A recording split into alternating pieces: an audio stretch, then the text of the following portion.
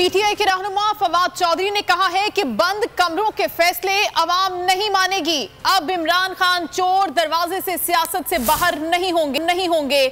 शहबाज शरीफ ने एस्टैब्लिशमेंट के साथ जिद लगा रखी है कि इमरान खान को नाअहल करके जेल भेजो।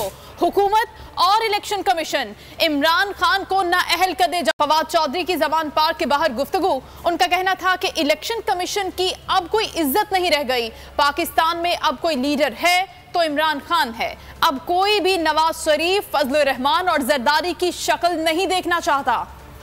हम नहीं मानते। आप अगर इमरान खान को इस तरह से चोर दरवाजों से बाहर करने की कोशिश करेंगे पाकिस्तान की सियासत से, पाकिस्तान के अवाम में और इदारों में बेपनाह फासले पैदा होंगे। जो इस वक्त तमाम फोकस ये हुआ है, जो नवाज शरीफ साहब ऐसे बच्चे की तरह जिद लगा के इन्होंने एस्टैब्लिशमेंट को पहले कहा कि जी दो बातें हम करेंगे तो हम आपका साथ देंगे। पहली बात यह कि इमरान खान को डिस्क्वालीफाई करो और किसी जाली केस में भी जेल भेजो। जिस तरह से इलेक्शन कमीशन का इदारा हुआ है इस वक्त, आप देखिए कि इसकी कोई इज्जत ही नहीं रह गई। अब इस वक्त मुल्क के हालात क्या हैं और इलेक्शन कमीशन और हुकूमत मिलकर क्या कर रही है, इमरान खान को डिस्क्वालीफाई कर दो। इमरान खान भी आज पाकिस्तान की सियासत में अवाम के असल लीडर कोई है तो इमरान खान है। ये जो तीनों शक्लें हैं, ये जो इस वक्त हमारे यहाँ हुकूमत कर रहे हैं, इनकी शक्लों को कोई देखना ही नहीं चाहता।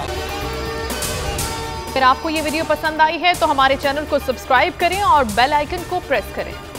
तारीख में पहली बार इमरान खान, आसिफ अली जरदारी, शहबाज शरीफ, मरियम नवाज, मौलाना फजलुर रहमान और बिलावल भुट्टो सब एक साथ चल रहे हैं सिर्फ बोल पर।